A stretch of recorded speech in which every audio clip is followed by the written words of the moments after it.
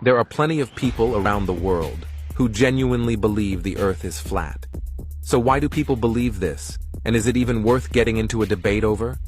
It is the flat earthers, the ones who would have to refute the roundness of the Earth, because the current evidence shows that the planet is round. By now, humans have explored and measured the planet in 1,000 different ways. Airplanes fly between all points of the map, and the distances are well known.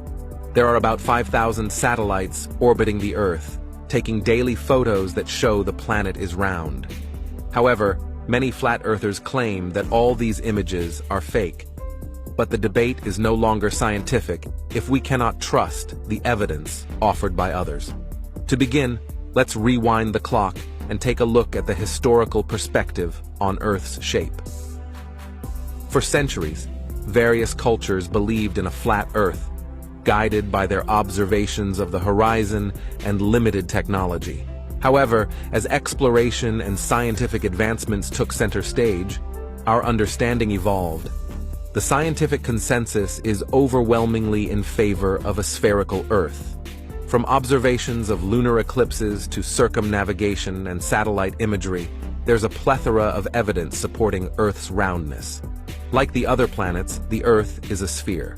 It rotates around its own axis slowly but continuously, and completes this rotation about once every 24 hours. As the Earth rotates, part of the Earth is facing the Sun, and part of it faces away. This is why some parts of the world have day and night at different times.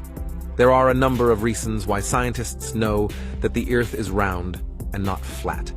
It turns out that we can test many of these reasons out for ourselves, too. 1. If the Earth was flat, we would be able to look out and see very far, assuming that there were no buildings in the way.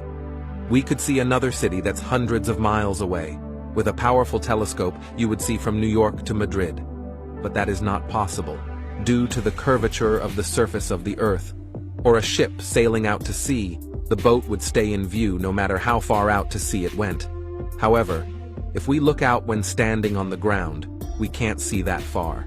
We can't look out into the distance and see a town that's miles away. And a ship will slowly start to disappear from view as it gets farther away. This is because the Earth is round. Things in the distance are not visible because there is a curve to the landscape. One way to test this is to watch the sunset. Find a spot where you can see the sunset, and also have a place close by where you can safely move higher, such as a tree or building. On the ground, the sun will eventually disappear beyond the horizon. When this happens, quickly go to your higher spot. From there, you'll be able to see the sun again for a brief time. 2. You have probably seen that when the sun is out, it causes a shadow to form if it hits something. It turns out that we can use shadows as another piece of evidence that the Earth is round. If the Earth were flat, then shadows would be the same length regardless of location. This would mean that the sun is hitting all places on Earth at the same angle, resulting in the same shadow. However, it turns out that this is not the case. The times of sunrise and sunset are different in every part of the world. If you think about it, this would not be the case on a flat Earth. Moreover, and in relation to the previous point, the time at which the sun sets in each place also depends on the height from which you look at the horizon. This also explains why the sun sets at different times in different locations. The sun is in a different position in relation to different locations. And so the timing of when it will lower in the sky and eventually disappear behind the horizon will change. This is also the reason that different parts of the world have different time zones. As one part of the world is facing the sun, another on the opposite side of the Earth is not. 3. During a lunar eclipse, the Earth passes between the moon and the sun. When that happens, the sun projects Earth's shadow onto the moon.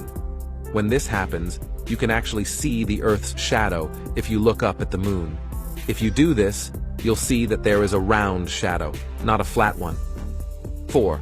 On a flat, non-rotating Earth, the water would go directly towards the center of the sink, the same everywhere. But that is not the case. When you empty a sink, a whirlpool is formed.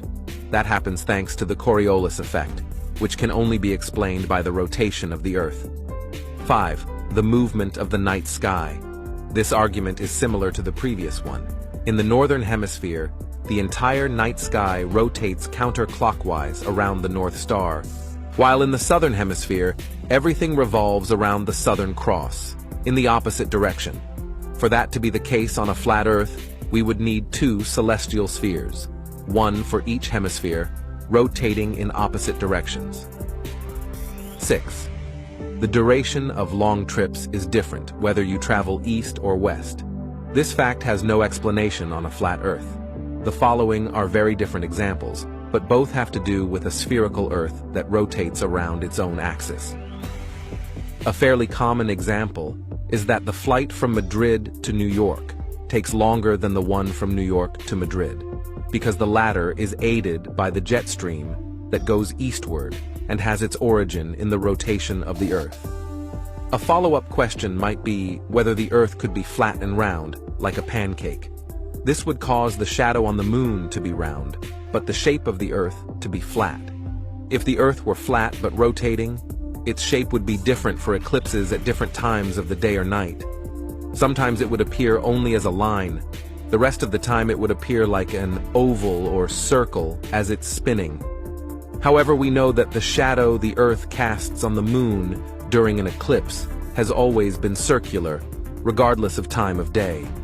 This supports the idea that the Earth is a sphere.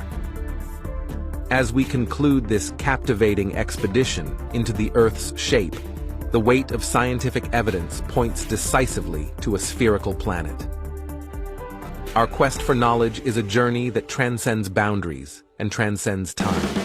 As you continue to explore, question, and learn, remember that the pursuit of truth is an unending voyage. Thank you for joining us in this odyssey of discovery. If this voyage has fueled your thirst for knowledge, don't forget to